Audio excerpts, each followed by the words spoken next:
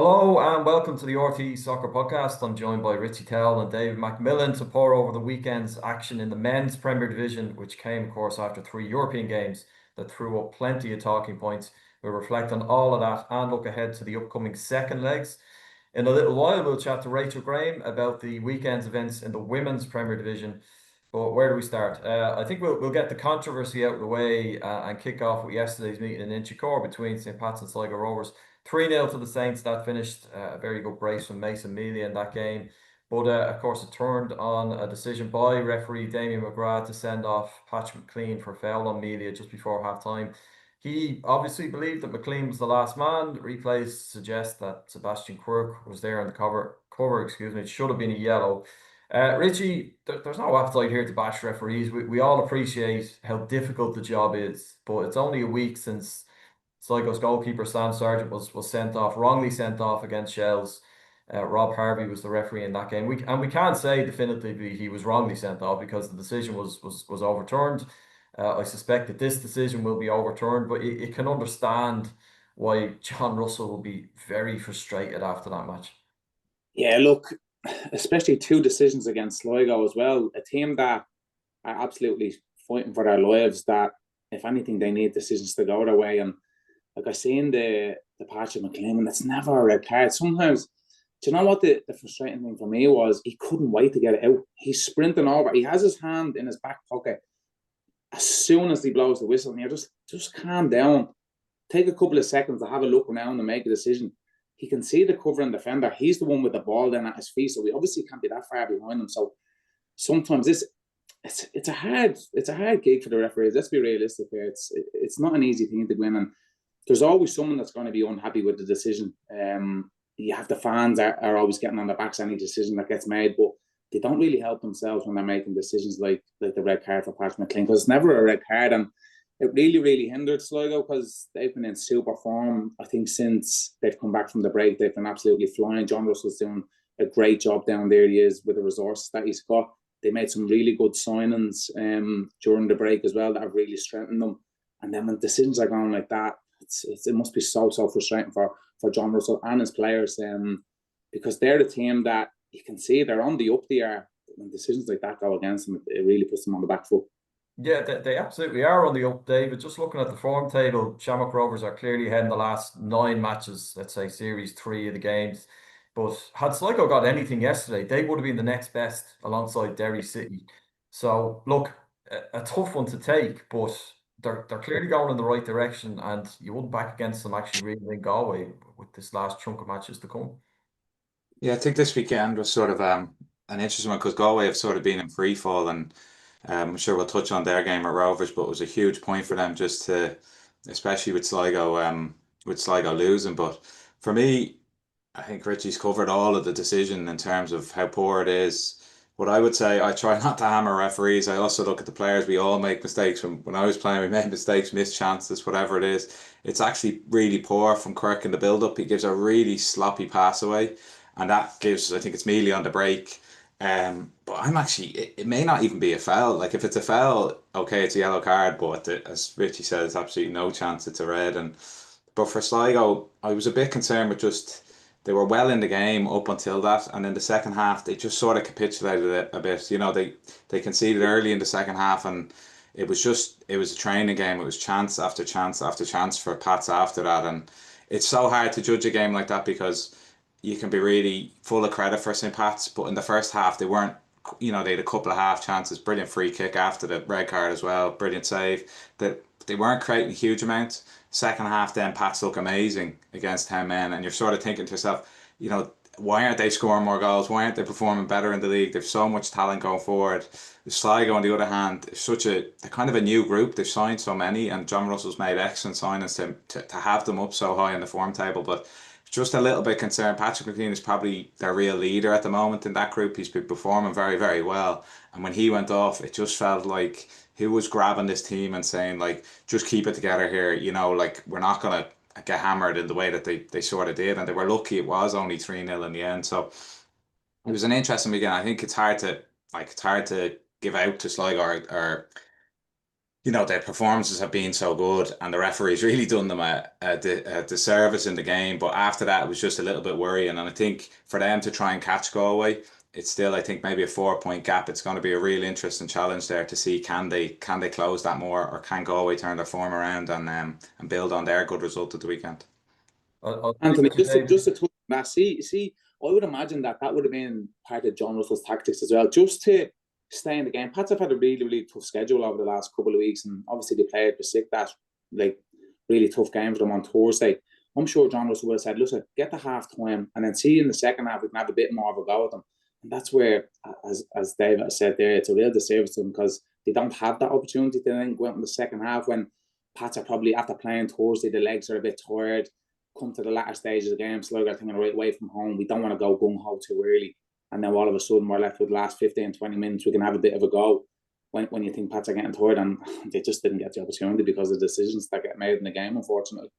Yeah, a frustrating one for sure, and reflected in John Russell's comments after the game. Let's chat then, Richie, about the Besiktas match, because look, after 20 minutes, you're thinking this could get really, really bad. I think when overall you look 4-1 is probably, they got out of it. It could have been worse, let's just say that. And it was much better in the second half, but that would kind of lead you to think or question, albeit we would absolutely acknowledge the levels involved here and the quality on show. We will chat a little bit about Besiktas, but did they maybe just get the approach wrong in the first half? Like it was pretty open, and players of that quality will they're so ruthless that they kill you. Most definitely. Look, I think Stephen Kenny be the first one to admit that they got it wrong. I think you see I don't want to go back to Shamrock Rovers all the time, but you go back to Shamrock Rovers, they know how to play these European games.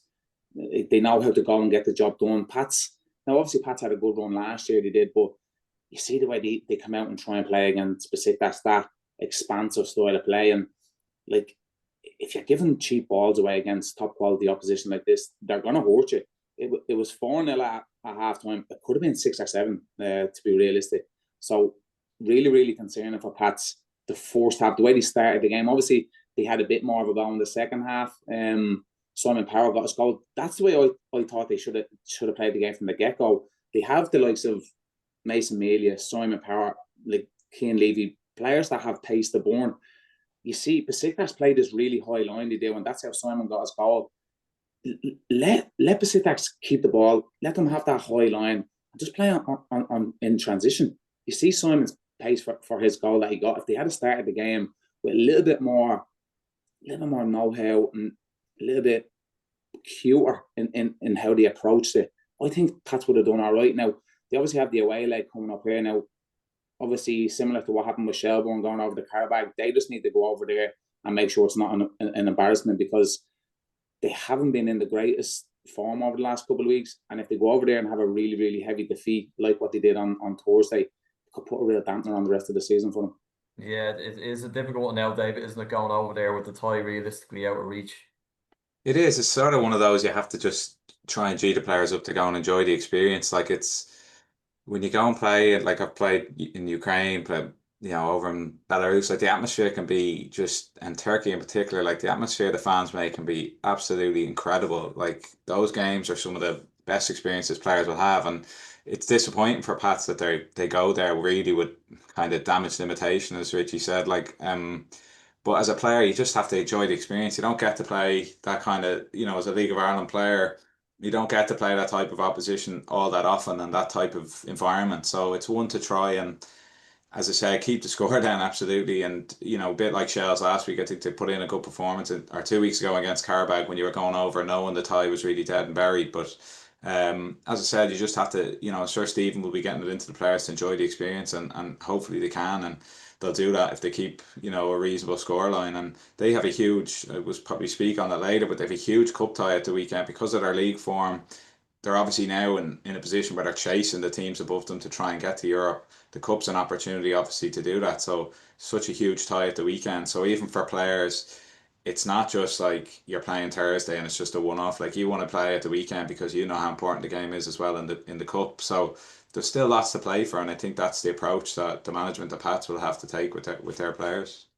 Just before we move on from that Pat specific test game, Richie, the man of the moment, the man of the night in that first leg was Tammy Abraham. You came up against him a couple of times at Rotherham and at Brighton. Any memories of? Yeah, I came up against him. He's a top player. He is. I'm sure people, and including himself, was probably expecting a little bit more of himself. Obviously, when he was at Chelsea, he was well thought of coming through.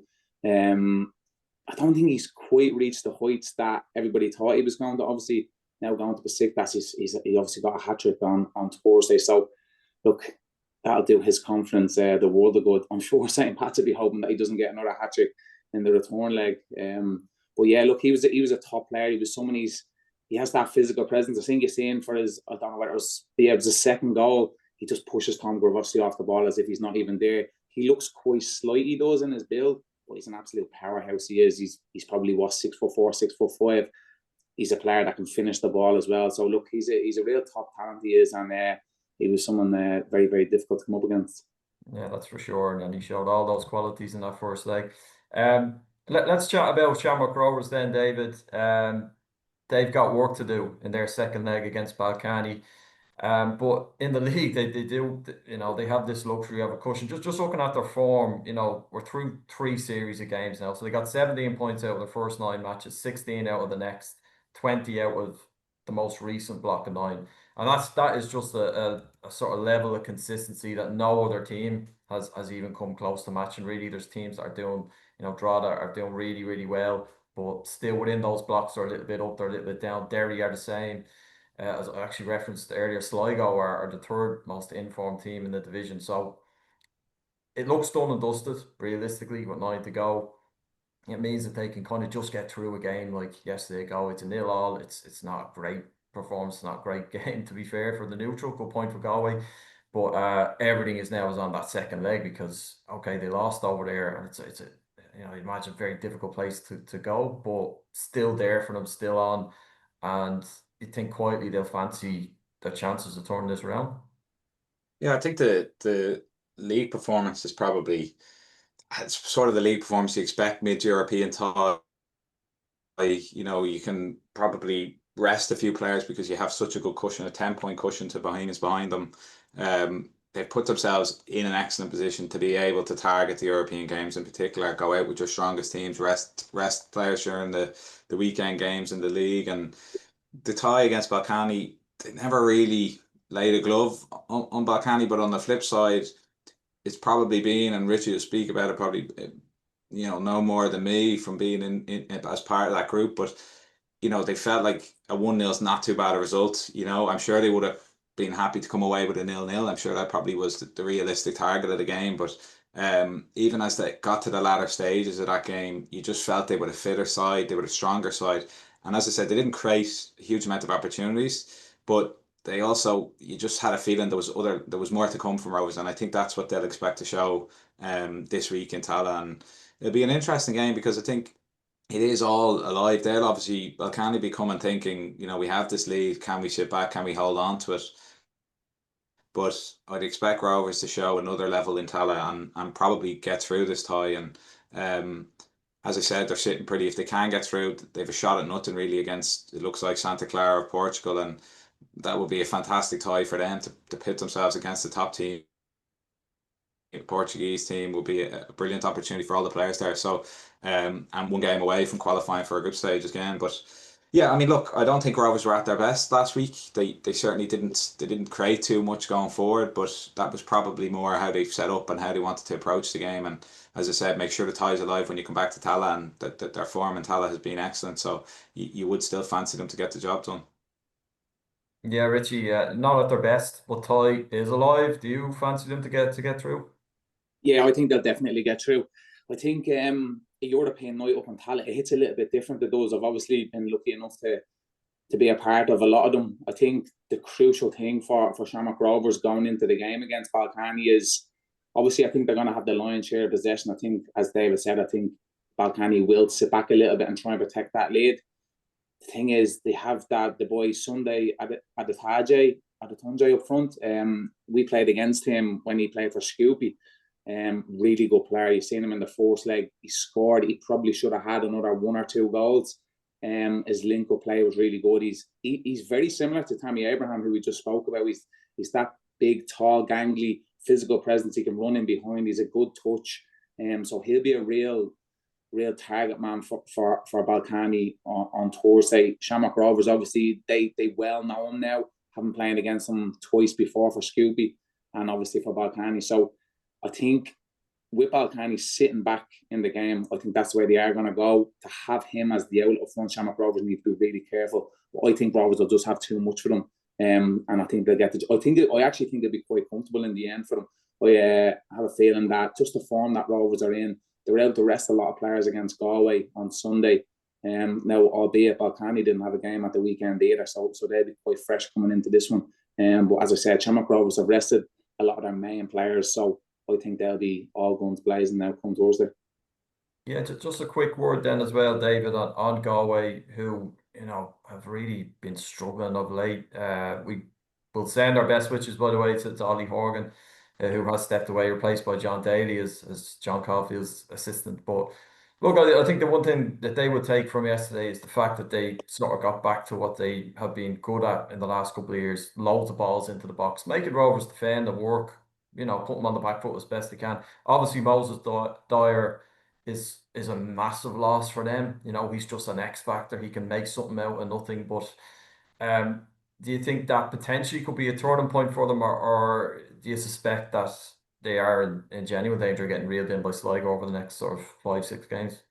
I think they are in danger of being reeled in, but I thought yesterday will give Caulfield a lot of confidence, because I thought it was exactly what you'd expect. Like, for Shamrock Rovers going to Terryland, it's what you expect to get from Galway. If you look at the statistics, like, Rovers had all the possession, but I don't even think they had a shot on target. Whereas Galway had a lot of shots and some brilliant saves from Ed McGinty in the game, performed really, really well.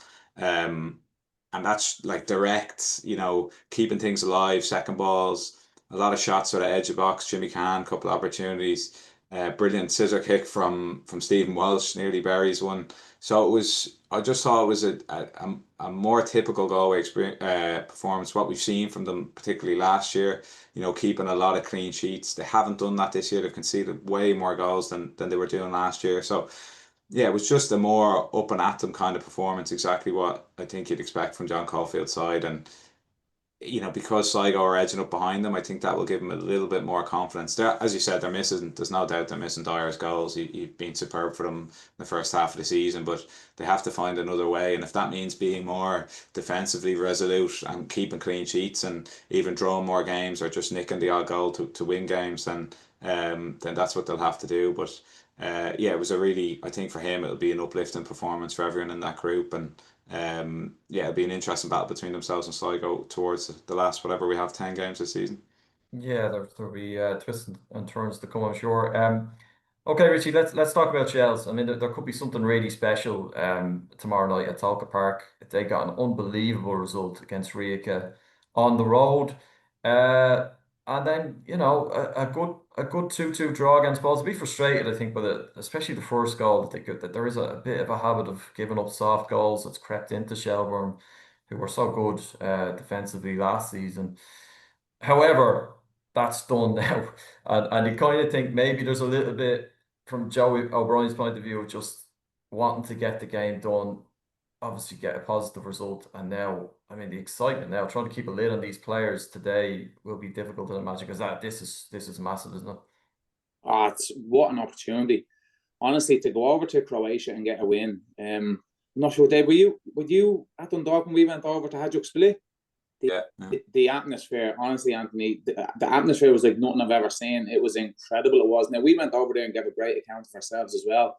But for Shelbourne to go over there and get a victory, honestly, that's one of the best victories I think a League of Ireland team has got in the European competitions. What a result that was to go over there, and it sets them up perfectly now for the home leg. Joey O'Brien, I think, has done an absolutely incredible job since he's gone in there, especially under the circumstances. I think that he ended up taking over the reins. It was a real last-minute thing, no time to prepare at all with Damien Duff's departure and how it fashioned out to be.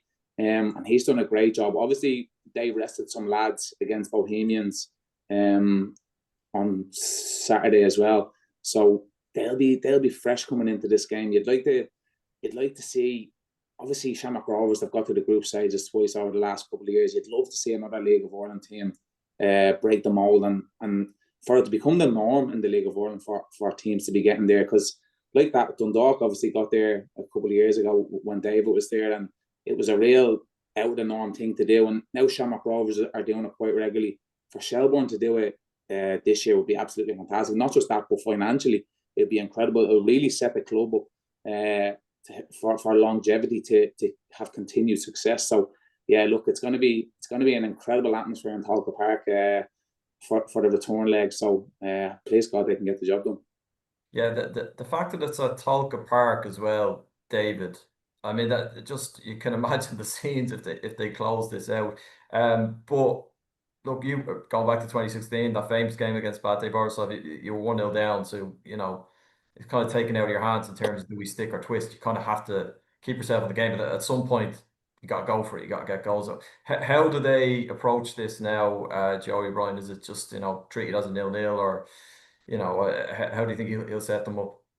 Yeah, but it probably, having the lead and having the away game first, he was probably set the team up in a way that was limit chances, and we'd hit these on the counter attack, and he can probably keep with that approach this week, as he said, because they have the lead now. You don't want to sit up totally with a mindset of just hold on to the lead, but I think what they showed last week is they had players with pace up front, like was Meepo in the first half, but Dan Kelly I think gave them a bit in the second half, able to break in behind, and I think having the game in Talca is also a huge help. I think if you look at that Pats game, moving it to Tala and a big open pitch against a team like Besiktas certainly didn't do them any favours. In hindsight, certainly didn't do them any favours. You look at Shells, it's a big advantage to keep that game in Talca Park. It means you can keep the game compact. It's a tighter pitch.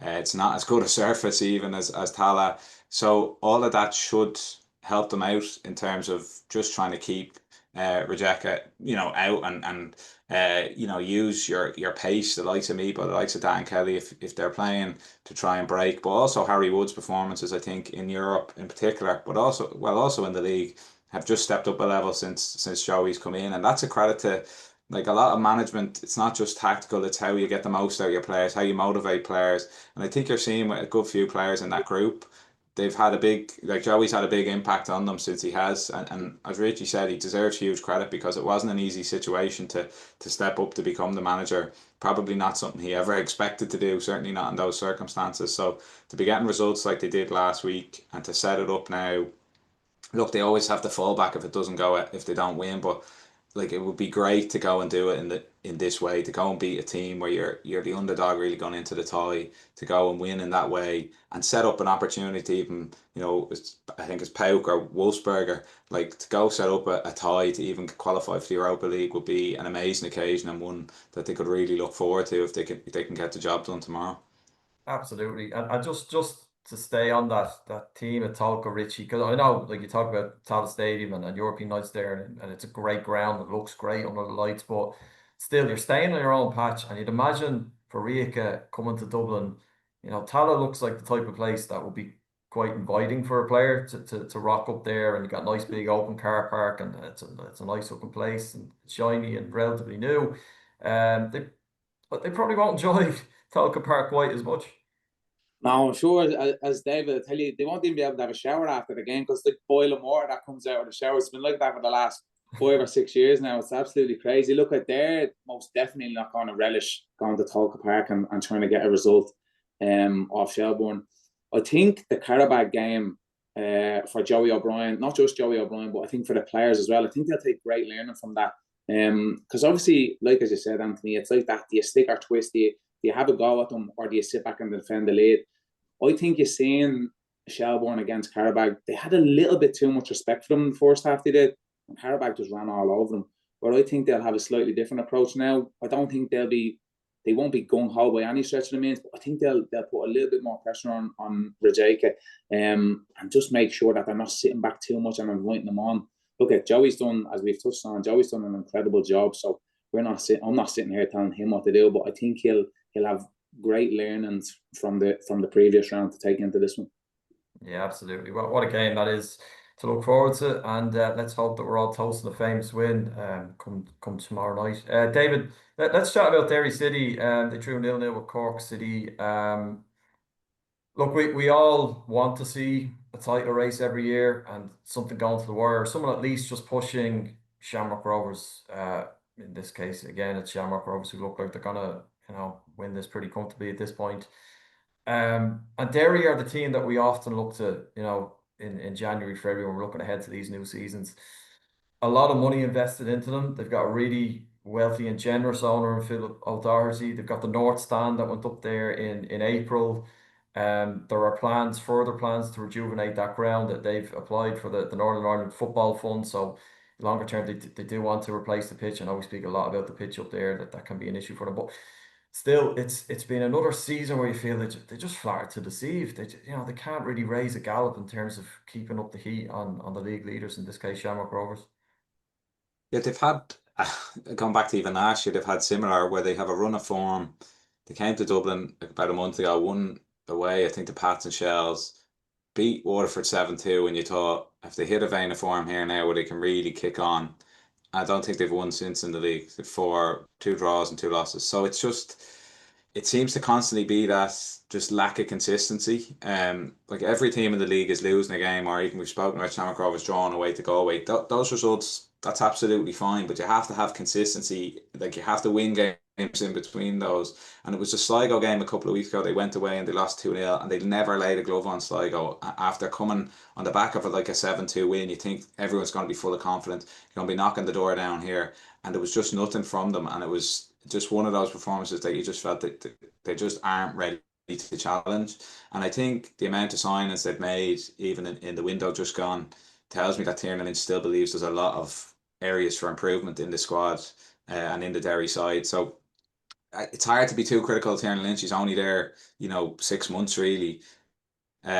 He may feel next year is when you should really judge him. It's only fair that he has 2 or 3 windows to get players in that he feels are the right fit. But there has been a high turnover. Players have signed in January, even have already left. So it just feels like a squad that's not quite, you look at Rovers, for example, it's so there's been a core there for so long, and yeah, players come and go, but generally, the 6, like that back 3, for example, have been there for so long, and there's such consistency with it. You just don't feel that with Derry City at the moment, and I think that's where they'll need to get to, particularly when you spoke about how much investment. I think there was talk yesterday about how much money they've lost in the last year or two. If you're spending that kind of money, you need to start getting results, and obviously their aim is to go and win a league. But I think next year will really be with Tiernan Lynch is going to be judged when you are spending that much money. It's only right that he gets the opportunity to bring in his own squad. But just the last sort of month, the last 4 results in particular, where you felt they could maybe go and try and put some pressure on Rovers, particularly when Rovers are playing European games. It's just been hugely disappointing from them. Yeah, frustrating, Richie, for a Derry fan, because every time it looks like they've an opportunity to kind of announce themselves properly in a title race, they've sort of fumbled it. I mean, you could go back to the cup final against Drogheda, the performance that day. They never really turned up. So work, as David says, for them to banish the criticism that comes their way in terms of not being able to take that final step, whatever it is, whether it is quality, whether it's a mentality or an inner steel or consistency or all of the above. There's just still something lacking, isn't there? Yeah, there's big question marks over the Derry City players. Like, are they winners? Like Shamrock Rovers team, the players that are there, they're serial winners there. And Stephen Bradley, he signs winners as well. Like, you see the signings that he made even over the last couple of years, bringing in the likes of a Sean Hoare, Sean Gannon, myself, like lads who had been there, won leagues, they know how to do it. These Derry City players, obviously, look, they've the likes of Michael Duffy, who I think's been probably one of the best players in the league, if not the best player in the league this year. I think he's been absolutely fantastic. He's a proper winner, but you look around the rest of the lads in the dressing room, you think they haven't really won much in their careers, and I think that's a big hindrance to them. Like what you said about announcing themselves, when they beat Waterford 7-2, I was thinking, right, here we go. This is a title race now we have on our hands. And then they go out and they lose they lose and draw 2 and lose 2 of the next 4 games. And they only score 1 goal after scoring 7 against Waterford. You just think, where's the consistency gone there? So it's like it's like they go out and win a game like that against Waterford and they score 7 goals and everybody thinks they're amazing. Where that's where serial winners are like, now look, we need to get back down to business here. That was one game, it's done. Let's concentrate on the next ones, where they seem to be all patting themselves on the back when they get a good win like that. So it's a little bit disappointing that, because you just see Shamrock Rovers, they didn't even have to kick a ball and they didn't lose any ground. You know what I mean? So it's a little bit disappointing on Derry's point of view. But I think, going back to what David said as well, I think Tiernan Lynch, he's not going to be really judged on this year. I think it will be next year that he'll be really judged, because they had a massive turnover in players, obviously a turnover in manager and staff. So listen, it's very, very difficult for Tiernan Lynch. I'm well aware of that, but I think with the money that they've spent, I think next year they're really, really going to be judged heavily on how they do.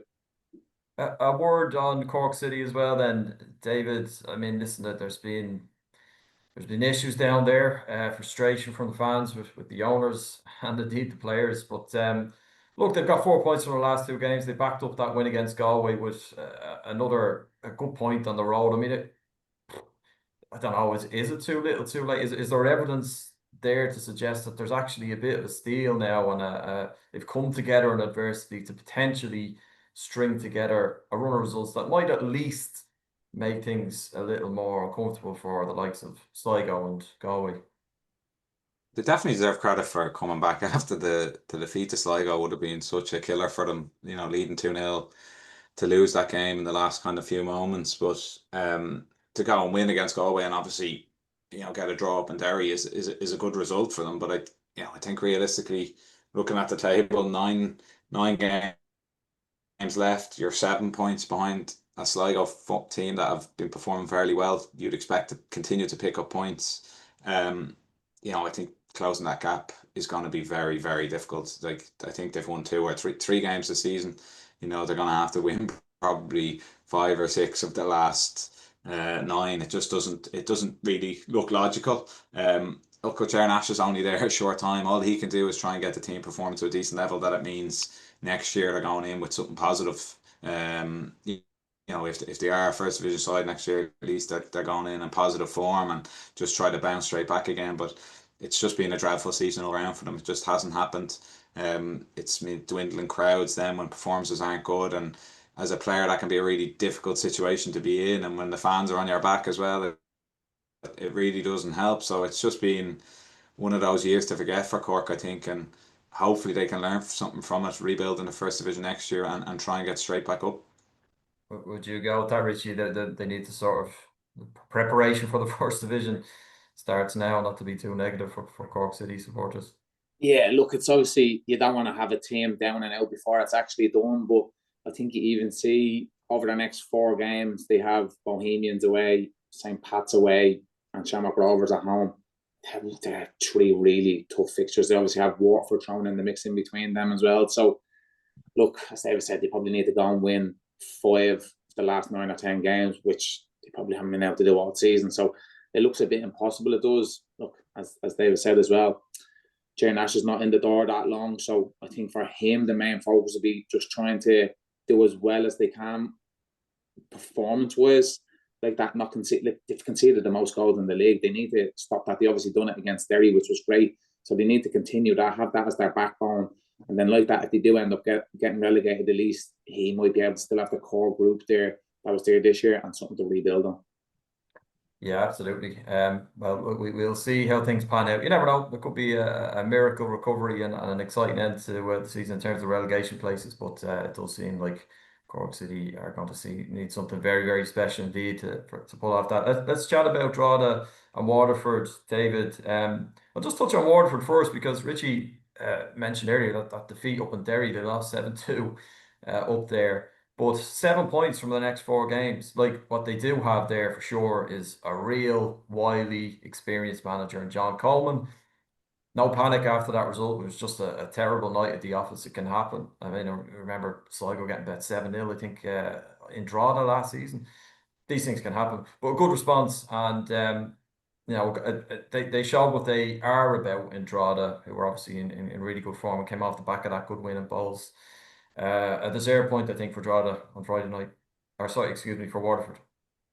Yeah, I think it was sort of wasn't the greatest game, I don't think. But yeah, both teams will probably be happy enough. Drogheda keep picking up points, and I suppose their aim is to try and catch the teams above them and get in and stay into European places after.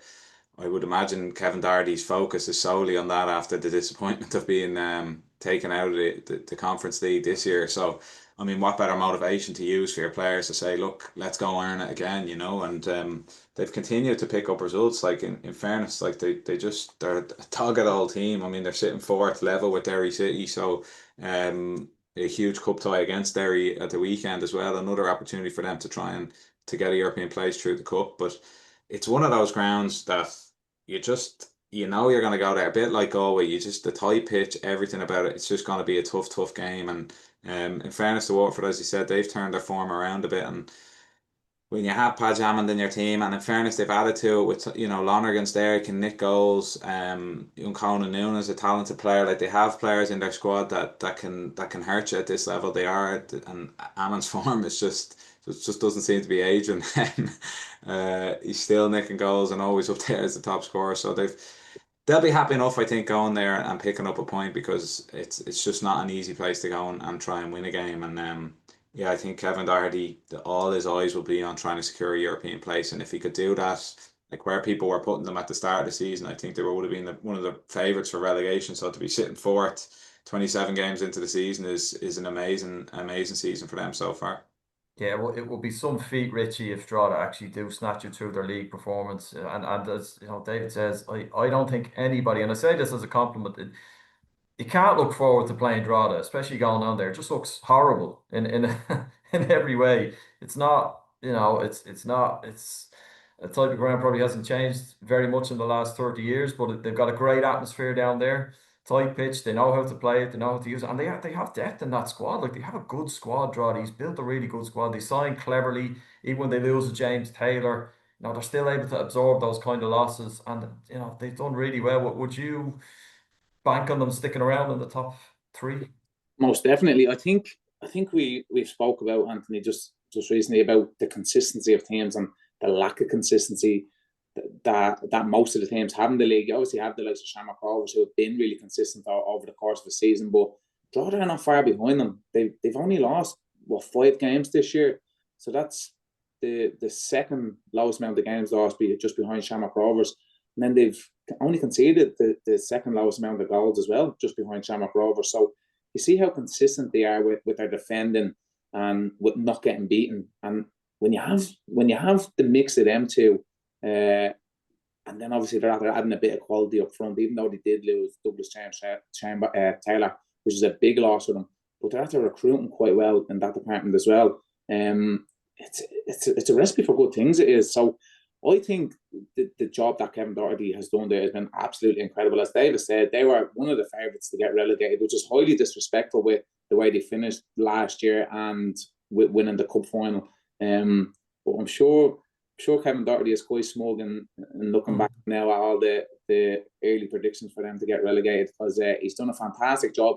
And I do, because as I said, I don't think any of the other teams are very consistent, where Drogheda are so consistent. They don't concede many goals and they don't lose many games. And when you're doing that, you're going to be thereabouts.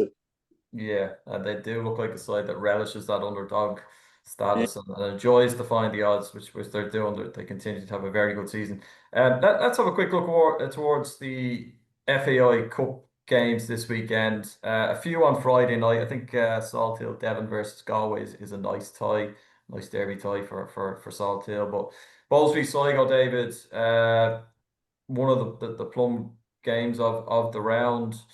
It's at Dalymount.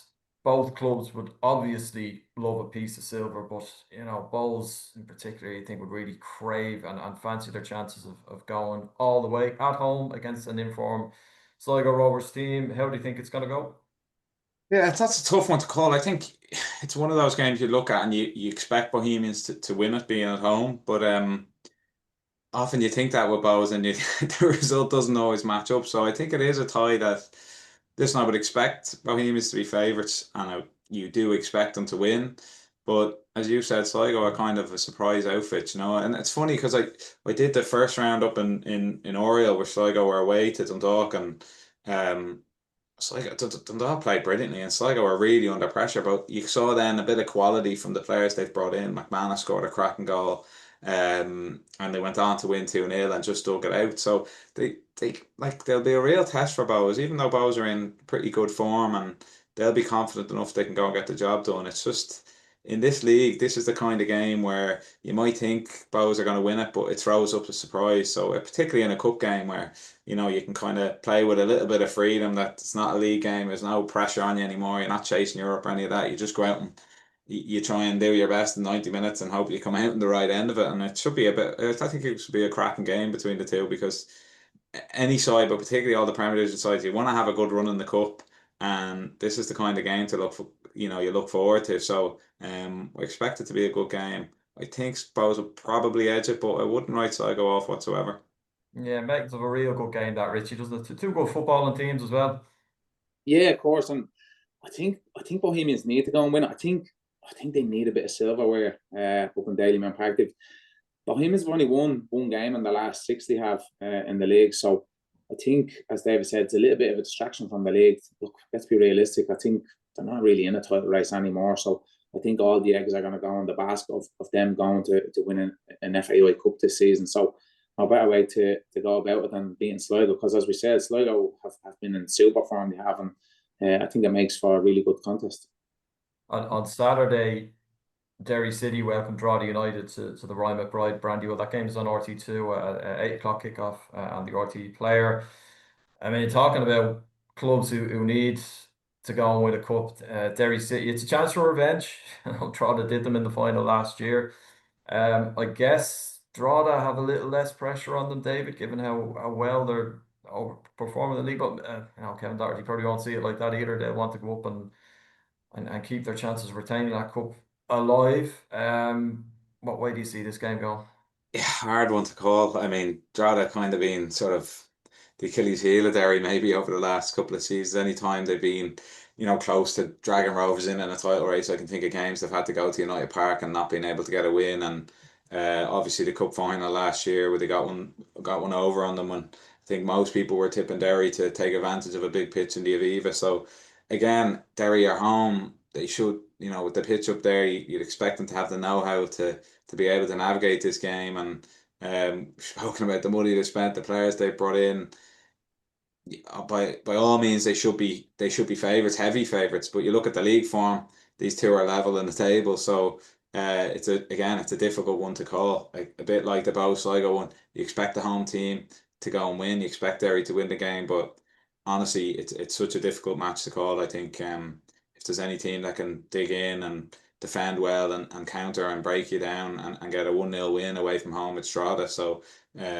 it's a difficult one to call. I expect Derry to win purely being the home team, but again, I wouldn't be shocked if the result goes the other way. Yeah, draw to the masters of frustrating a home crowd, Richie. You think if it's maybe goalless after an hour, 70 minutes, as happened at Dalymount Park last week, they have the tools to pinch it, to kill you on the break, Drogheda.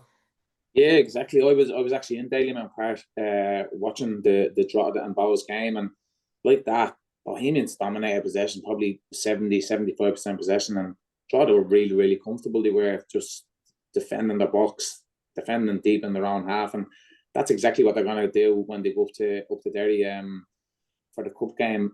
We just spoke about Drogheda not conceding goals that they're the masters at this year, just behind Rovers, and Derry have only scored one goal in the last four games. So it makes for a really, really intriguing. So I think people say that word revenge, they're going to get a bit of revenge from the cup final.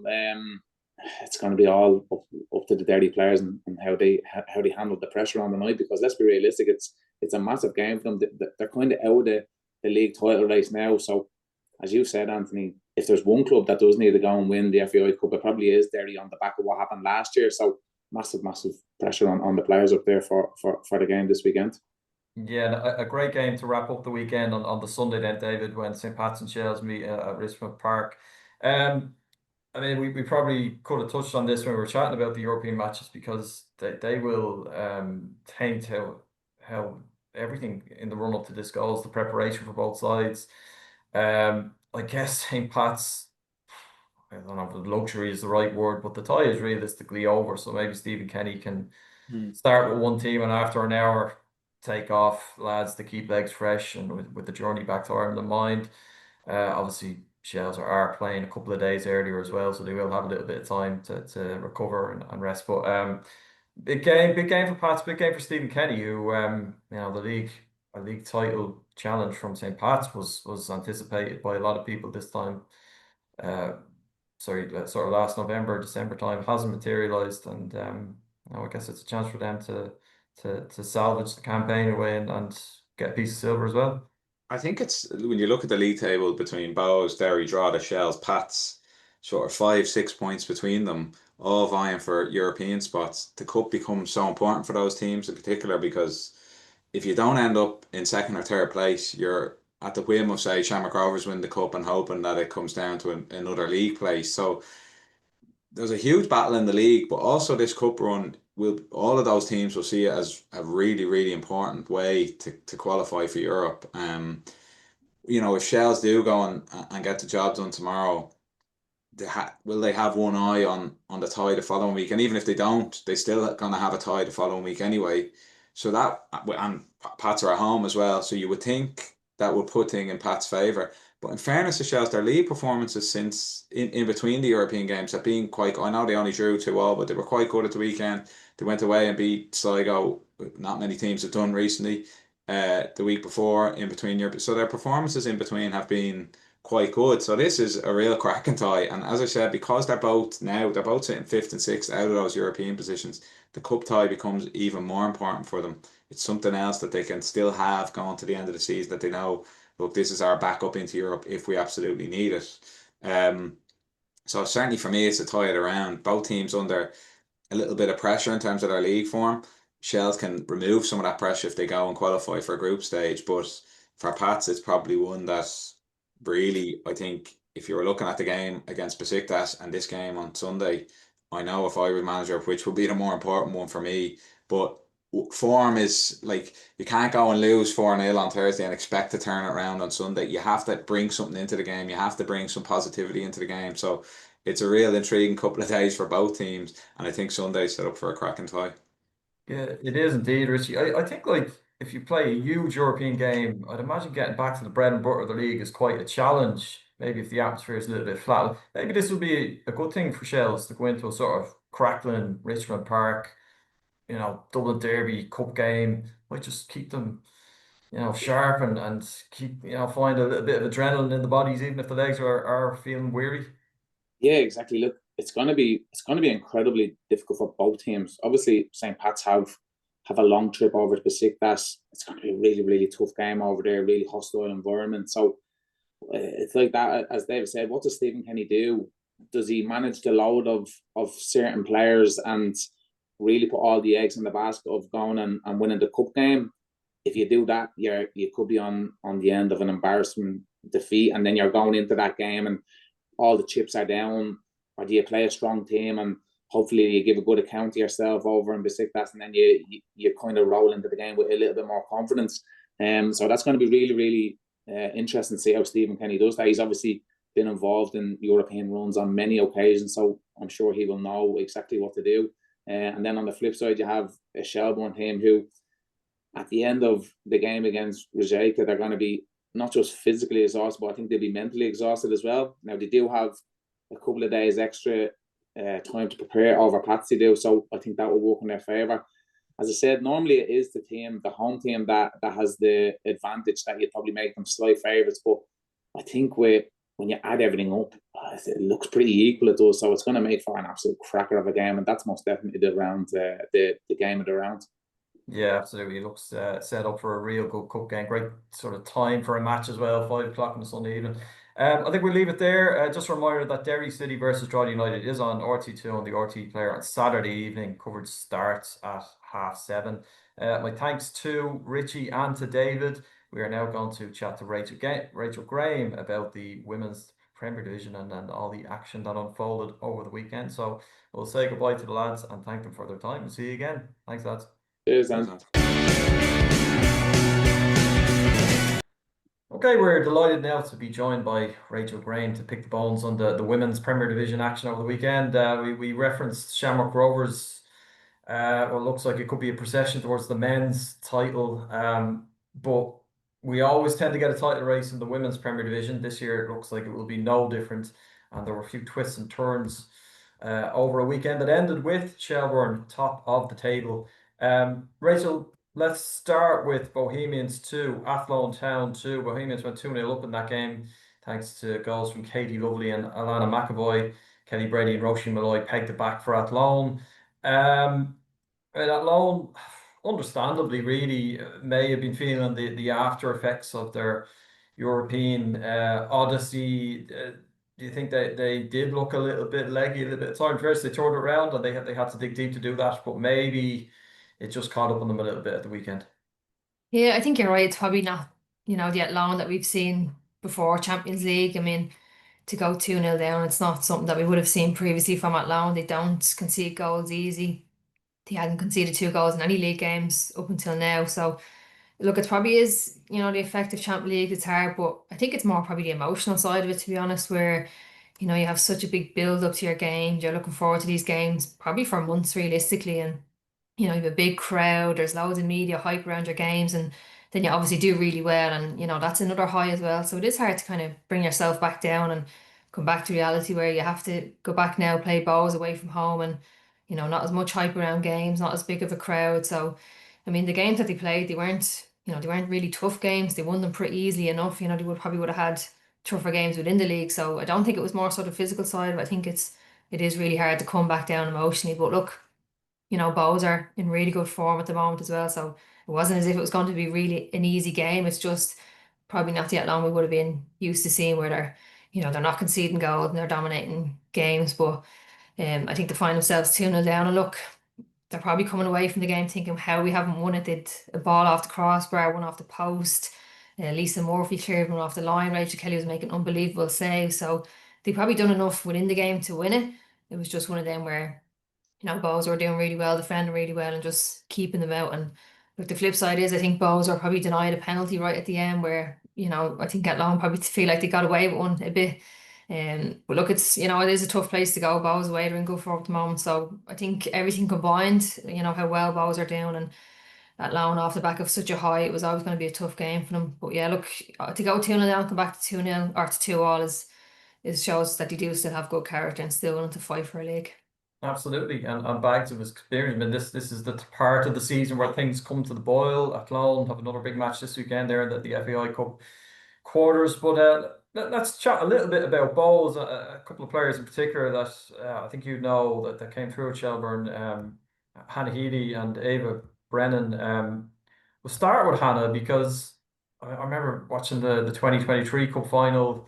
That Athlone actually won that game on penalties against Shelbourne.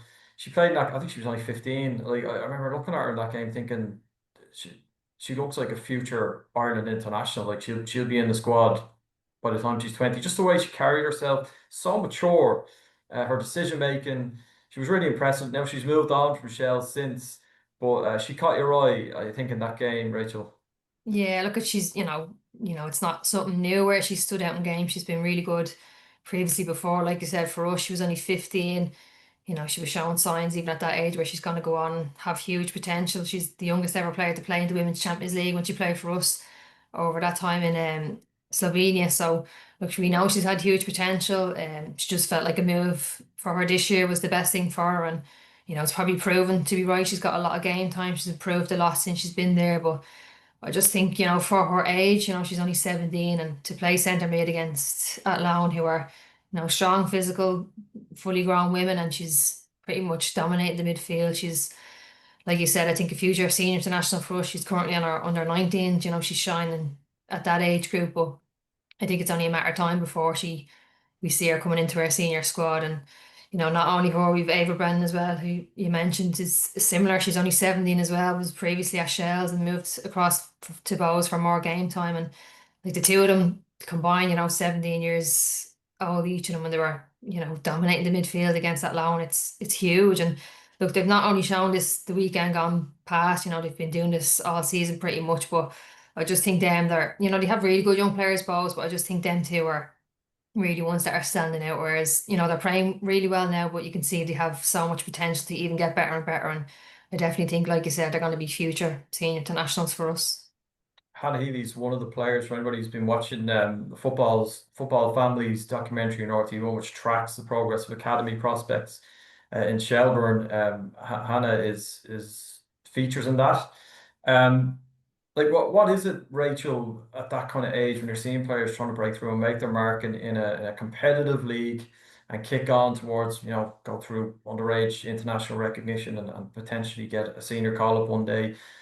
Like, is the physicality now perhaps more important than it was, given the direction of travel in the women's game? You look at the Euros, the very top of the game, how powerful these players are now, how quick and strong they are, and it's only going that way. Like, is that what would give, let's say, Hannah in particular, an edge in terms of trying to break through and take her game to the next level? Yeah, look, I think that's a huge part of the women's game now. And look, you probably get away with it in our league to a certain extent where you might not have to be as physically strong. But if you look at the players who are playing in the Euros just gone, I mean, they're all big, strong, physical players. And say for the likes of Ava Brennan now and Hannah Healy, they're fit as, they can run around for 90 minutes, but they're very slight. So I think for them going forward, that's probably an area where they'll have to really develop if they want to push through and make it to senior level. I mean, you look at the likes of Kate McCabe, she's physically very strong, fully developed, and their players or high potential players are still very slight. So look, it is an area that you can't just ignore. It's going to be one that you have to work on. Obviously, the technical side of the game is huge, and you obviously need to have a certain amount of talent for that. But I just think the physical side is, there's never an excuse not to have it. I mean, anybody can go to gym, anybody can lift weights. So it's an area that I definitely wouldn't be neglecting. I think for them it's probably a crucial time now as well. They're only 17 and probably haven't really paid too much attention to that side of the game. So I think for now it's a good window for them to start bringing that into the game. And I mean, they're physically fit, they can run around for 90 minutes, but if you can add that bit of extra power, a bit of extra strength, it'll go a huge way when you do go on to the next level, or if they do want to go professional, or they do want to play senior international, it's definitely going to be an area that they're going to need to get into their game. Yeah, well, let's look at a player who has trodden that path and continues to do so, Ellen Malloy, because she featured heavily in Wexford's 2-1 win against Peamount. That was a comeback win for Wexford. Becky Watkins had put the Peas ahead, but Malloy showed her class, really well taken equaliser, and then a great assist for the winner, Charlotte Cromack, in the 90th minute. Real lovely little reverse pass. Um, I mean, look, it didn't work. Not that it didn't work out for Ellen and Sheffield United. There were reasons, and she's spoken about that on the record, personal reasons, why she didn't stay over there too long. Her granny died, and she came home, and she just wanted to get back to playing football, which she's done again with Wexford, and has now forced her way back into the Ireland setup. You'd imagine that Carla Ward is still keeping a close eye on her, and has to be impressed with what she's seeing, because she's quality, Rachel, and again, lit up that game, settle that game really against Peamount. Yeah, look, for me, she's one of the best players in the league. One of the hardest players to mark. She can kind of do everything. She's defensively good. She can win the balls back. She can create goals out of nothing. She can create goals for other players like we seen on Saturday against Peamount. And look, she's just a special player, and she's one of them, we spoke about before, where like she's just so special. It's someone that we need to really kind of nurture, and we can't just let fall away, because the talent that she has, it's not something that you see coming through every year. Like, she's a special player, and someone that we really need to get the most out of. And she did go away to England, and look, obviously personal issues came up, and it just wasn't the right time for her. And look, she's still only 21. She's still very young. She still has the opportunities to go away, and I think it was a case where she just wanted to get back and join, fall back in love with the game. And I think that she's done that, coming back from Wexford. And look, whether she has sights to go abroad again, I don't know, but she's definitely something that, if she's the winner, she can win you a game out of nothing. She's one of them. So I think for us, there's probably no one else really like her in the league who can do what she does with the ball. And I think even for Ireland now, it's someone that we really need to kind of get the most out of, make sure that we nurture her as best we can, give her, the whatever she needs, whether we need to set her up training with boys teams, whatever it may be. But like you said, I definitely think she's someone who's on Carla's radar, and I don't think she'd be going anywhere anytime soon with how she's playing for Wexford. Yeah, she's also had to overcome really bad injury luck as well, Rachel. When we're talking about young players and making that breakthrough and continuing their develop, like, you really need luck, don't you? You need fortune in terms of avoiding serious injury. ACL injuries in particular is such a big thing in the women's game. So Ellen's had to overcome that, and does look like she's sort of getting back to the form that had her on the cusp of Vera Pauw's squad in the build up, the sort of 9 months before the World Cup.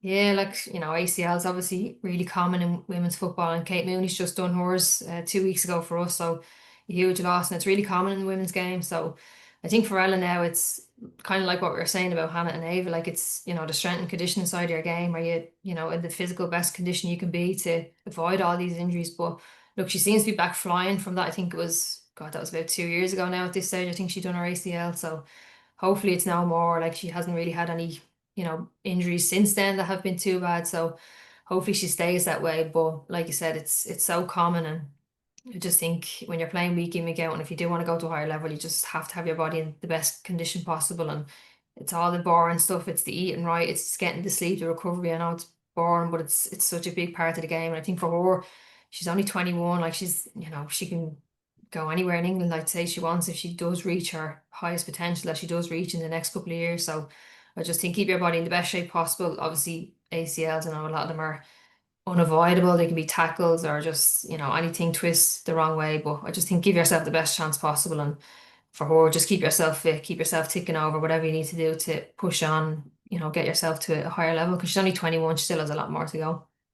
What about Wexford then overall? Just looking at the table, 5 points off yourselves at the summit. They have played a game more, and I know we'll quickly run out of matches. So if they're going to make a charge, they really don't have much room left for error. But are they capable of getting involved in the conversation here? Yeah, and like I think everyone keeps talking about Athlone and Shells throwing the league, but like we're looking at Wexford as well. They're really not far off at all. They just keep winning games and they're staying up there. They're staying in toward the last, I don't know how many weeks, but and like you said, look, we have a game in hand. Athlone have a game in hand, but that game in hand is Shells versus Athlone. So someone's dropping points there, and Wexford are just kind of lingering around. They're just going quietly about their business, getting it done. But I definitely think they're in the title race. They're a team with a lot of experience, so been there, done it before, and I'm sure they're happy with no one talking about them. Just keep doing it quietly, keep getting the wins, and like that's obviously a big win for them against Peamount, and good late winner, that can really boost you. And you just start to kind of find like, teams start to believe we're just gonna win, we'll find a way each week no matter what. So I definitely think, we have one eye on them though. It's not just us in that long that we're looking at. We definitely are looking at Wexford, and we just know that the quality that they have, the players they have, the likes of Ellen, even Kira Ross, are, players that can really hurt you. So I would definitely be talking about them in the title race, that's for sure. Yeah, we've certainly seen twists and turns in the Premier Division title race in the past, so you could not discount a charge from Wexford. Probably beyond Treaty United are 11 points back in fifth, having played a game more than Shelbourne. But what they do have, Treaty, is a very, very good goal scorer, Bella Ficini. She settled for them with a late goal against DLR Waves. What can you tell us about her? Like I mean, it's a typically calm finish. She's really good around the box and indeed outside the box. She scored a few spectacular goals this year, but she has done so well for them. A talented footballer. Yeah, look, she's proven to be like a really good signing now for Treaty. I think that was her 10th goal of the season this year, so she's up there like in the Golden Boot race. And I think it's always really impressive when someone's in that race and they're not in the top two or three teams. They're not a really poor team, but they're not, scoring goals for fun every week or really kind of hammering the lower ranked teams. So for her to get that many goals, it's really impressive. And against us, she was a big threat as well. In her league game against them, I marked, and she was a handful, did not stop running, and like you said, good in front of goal. She gets different types of goals. She's in the box, outside the box scoring. So look, she's proven to be a huge, addition to Treaty. I'd be surprised if another team doesn't probably come in for maybe at the end of the season, maybe one of the bigger teams. But look, she's huge for Treaty, and like for 10 goals for Treaty United is huge, and to be up there challenging the likes of Kelly Brady, and it was Kate Moon, it's time. She's obviously not going to play now for the rest of the season, and Mackenzie Anthony, who are the centre forwards for the top two teams in the league, and for her to put it up to them against for a team like Treaty, it's huge. But she's definitely a handful to mark. She's good in around the box, and like you said, just completely calm. Like that's a lot of pressure coming, that ball coming into you. It's the 85th minute against a team where you really should be beating DLR, and to just have the calmness to finish it, she's proven to be a really good player for Treaty, but also a really good player in the league. Yeah, she's caught the eye all season for sure. Belficini. Sligo Rovers enjoyed a 2-0 win over Cork City. Paul McGrory and Muireann Devaney on target. So that moved them up to ninth, third win of the season for Sligo. But it's been a tough campaign for Cork, Rachel. Bottom of the division now. Yeah, it's been a slog for them, hasn't it, this year? Yeah, and look, you always kind of think Cork, it's such a big city, how, they're not producing all these players, but look, that's six losses in a row now for Cork, which is, obviously really tough to take. And I find like can be pretty common with Cork where, they start the season quite well, and then they kind of just drop off towards the end of the season and have really poor results. I mean, Cork beat Sligo 4-0 early in the league in March. They beat Waterford 4-2 in April, and they've lost recently to both of them teams. So, how has the gap jumped so big? And look, I know that their manager's missing at the moment. He's away sick, so that's obviously hard to take. And I think, maybe the motivation just starts to go away. We obviously don't have a relegation where you're trying to fight away from that. It's no difference if you finish bottom or second bottom, you'll be in the league next year and they're out of all the other competition. So I don't know whether it's a motivational thing where, at the start of the year they're obviously competing for everything and, it's exciting and it's new, and then, as the season goes on, did you just kind of lose that bit of motivation? Look, it's really hard. It is hard to motivate yourself when you are so low down the league. But like I said, there's no relegation or anything to fight for. So yeah, it's always seems to be pretty common with Cork where they start really well and competitive, even in the games, against the top teams. They might not win them, but they're competitive in them, and that just seems to drop off. And that's probably happened to them the last couple of years. So yeah, it's a really tough one because, we always kind of assume Cork with, producing really good players into the big city. It's a strange one why they're so low down. Let's chat about Shamrock Rovers Galway United. A 2-1 win for Galway. Galway are fourth. Maybe some people might have thought, in the build up to this season that they would be a team that could get themselves in the mix in terms of a title contention. On the back of their All Ireland Cup successes, and they're building nicely over there under Phil Trill. Still only 9 points back. Stranger things have happened. A good win for them though against Shamrock Rovers. Emma Doherty put Galway ahead. Maria Reynolds equalised, but Jamie Erickson won it for Galway. How would you assess where they are then overall this season? Clearly a good side. Maybe just lacking the consistency to be noted as genuine title challengers. Yeah, is that fair? Yeah, I think you're right. I think it was the consistency and, coming into the start of the season, they were being talked about as one of the possible teams who were going to go and win the league. And look, I think, like you said, it's consistency. We're conceding goals, I think, in every single game, and eventually that catches up to you where, I think when you look back on league wins, it's those 1-0 wins that you get that you just nick a goal. They're the ones that you really look back and think, that really was a huge 3 point for us. And if you're conceding every game, you're not going to get one of them wins. So I think, yeah, consistency. I think they had a patch where they 3 weeks in a row where they lost 3 games, and that really kind of, not killed their chances, but really affected their chances.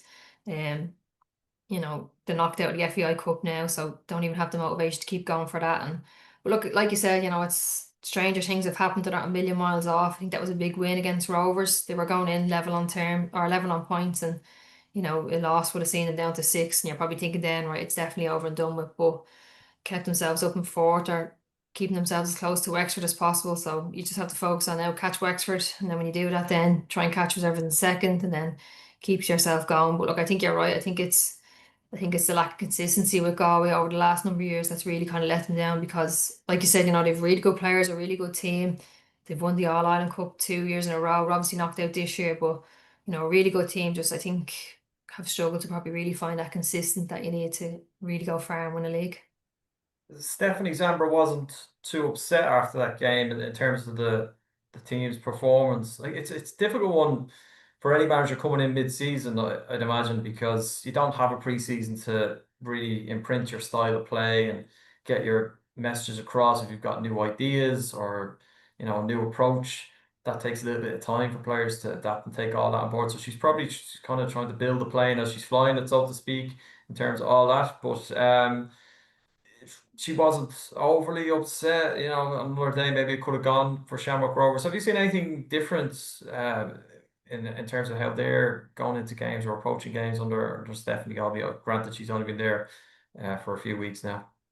And I probably haven't seen anything different in terms of like tacticals or the shape or anything like that. But like you said, I mean, she was, to come in pretty much thrown in and you have a game in a couple of days, you don't have time to really do anything like that. And to be fair to Steph, they've lost even Joy Ralph in the last couple of weeks, who's gone over to Sheffield, and she was a big player for them, and obviously losing their keeper was really tough. So she's had a lot of obstacles thrown at her, even going into that game. Scarlett Harum, who was a big player for them, a big leader, she was suspended for the game, so she has had a lot of kind of barriers and hurdles to kind of get over. But look, I'd say she's, I imagine she's really finding her feet. It's not as if she's managed before and she's just come in and taken over. Like, this is completely new to her, and it is probably hard. She switched so quickly from player to coach, and now she's coach to manager. Like, it's she's really just finding her feet, I'd say. But like I said before, I'd imagine the players have a lot of respect for her and want to do really well for her. And look, I think the league is probably out of their reach now if we're being realistic about it.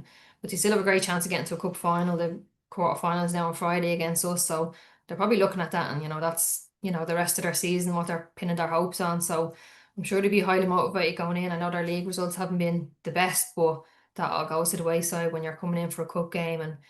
And there's a cup semi-final on the line, and then once you get through that, you're in a cup final, and it's a huge day out, a huge occasion. So I'm sure they'll be highly motivated going in. I'm sure Steph will be the same. She'll want to do well, and all the league results and all these previous bumps, they just get put to the wayside, and it's all focused now on Friday. Yeah, it must be a little strange for her as well, because we've seen big names coming into the league in terms of the playing end of things, but for someone like of her profile and status in the dugout is a little more unusual. Like, she probably gets more attention than other managers might get, and probably even just the supporters in the stands. She's so recognizable and so well known. So I guess she has to contend and deal with all that as well. Yeah, look, it's brilliant for the league. She's probably the first player to kind of come through the league and play, or to play fully. I know Laura Heffernan played before and she's now managing DLR, but I think Steph is more so known as a player, and she's played, God, from the start of the league till now. It's probably 14 seasons she's played in, and she's really recognisable as a player. She had a great career for Ireland. Obviously scored that brilliant goal that was nominated for the Puskas Award. So she's huge, and even for us, I played with her. She's the same age as me. We played all the way under age together coming through, and it's great to see someone now kind of take the next step. And obviously we're all coming near the end of our playing career, and if it's a a route that we want to go down, it's great to see Steph doing it now. And look, you'd hope she just does well. I'd imagine it's completely just thrown in the deep end. It's finding our feet completely, trying to sign players. I mean, it's something you never would have really done before. You haven't having to go meet players and trying to get them to sign, and obviously losing players. It's, as a player, you just focus on yourself. You go train and you go home, and you go to your match and you go home. But a manager, it's not that. It's 24/7. So I'd imagine it's a lot of finding our feet. But look, so far she's done well enough. I know they've had two losses, but they've been tight losses against good teams. So I think for how deep she was thrown in, she's doing well so far. Yeah, absolutely. Let's get then to I guess the most important game of the weekend from your perspective, Rachel, because you were involved in it. Shell's 2-1 win against Waterford, and I feel like I say this to you a lot. You had to work hard for it and dig deep. Jess Gargan and Alex Kavanagh goals, turning that around to give you a big 3 points. But that is what it takes, isn't it, to be in a title race, to kind of to come through these kind of games where maybe it's not all going your way, maybe it's not all clicking, maybe you feel like you're not playing particularly well. But at the end of it, it's 3 points. It leaves you top of the league, and you must be very satisfied with that. Yeah, and look, I think at this stage of the season, we're just saying just win the game no matter what. It doesn't have to be pretty, and I think that was the case on Saturday. Where, look, it probably didn't go as we would have planned, and we obviously would have liked it to be a lot more comfortable. But like you said, it's never easy, and I think when you're trying to win a league, every game is going to be tough now at this stage. And look, we had to make a couple of changes, and I was just thinking the last few weeks, we've had a couple of injuries, players were unavailable, and it just all kind of seems to come at once, and you just have to deal with it. But to go 1-0 down, it's obviously just, it's a bit of a kick in the teeth, but it's just don't panic, see the game out as best we can. And would have liked to score, I think, in the first half, just go in at 1-1, but we didn't. And then look, straight out into the second half, Jess Gargan gets a great header. So, that takes the pressure off of trying to find that equaliser. And then it's just about going and getting the second one. And look, Alex Kavanagh then makes a great run, a great goal. And then it just switches to right, just don't concede now, you've won the game. And look, like you said, it wasn't pretty, it wasn't our best football or our best performance, but I think you just recognised today, it's look, things are not really going well for us here. How are we just going to find a win, and how do we just see it out then? So look, we probably would have liked it to be a bit more comfortable, but I think the main thing is we've got the win, we're top of the league still. So focus now will be on the cup game this week, and then a really tough game against Athlone, which is could be a title deciding game. Yeah, well, let's segue into the cup then. The league is the bread and butter, of course, but the cup final day, and you've been involved in plenty, Rachel. It's a great day, it's a great occasion. It's a real sort of marquee blue ribbon event, and one that I'm sure players all love to be involved with and are desperate to get a taste of it.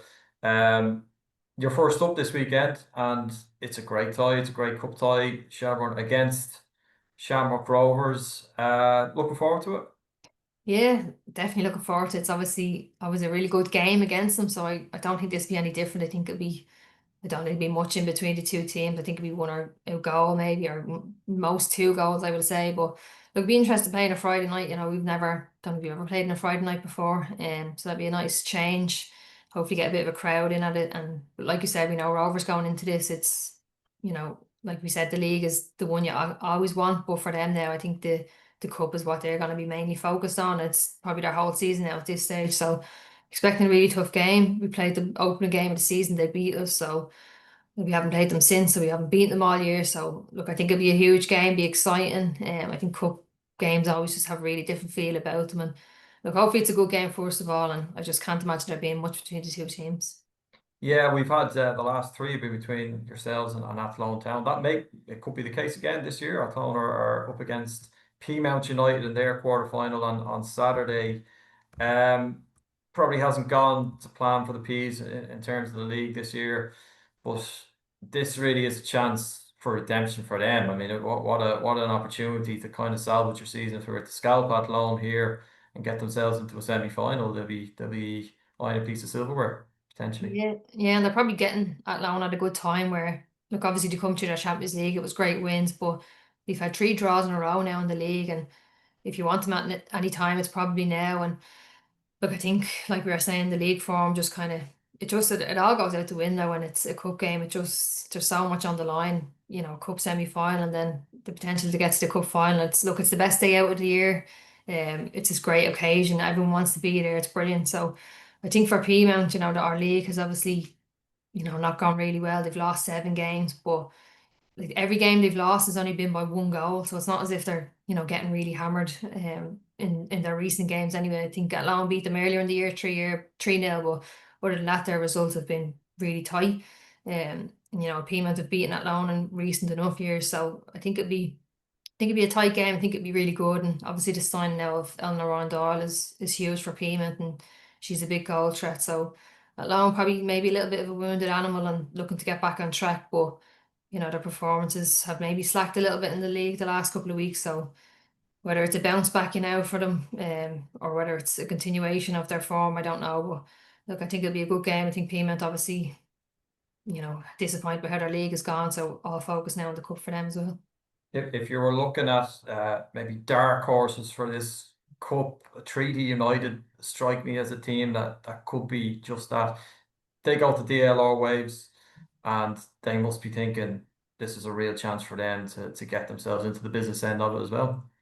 Yeah, I think so. And look, they've just played each other at the weekend as well, and look, I think it was only 1-0, but I think Treaty kind of dominated the game. DLR didn't really threaten them too much. So look, I'd imagine it's going to be pretty much the same. I think Treaty have beaten them twice this year already in the league, so I can't really imagine it being anything different than that. And look, Treaty are probably looking at it then where if they come through that tie, I'd imagine Bohs might come through the other tie if they, get Bohs in the semi-final. It's a great opportunity for them. So I think, yeah, look, like we said, at this stage, leagues are gone for some teams, and it's the cup final that they're eyeing up now. But I don't see Treaty not beating DLR, to be honest.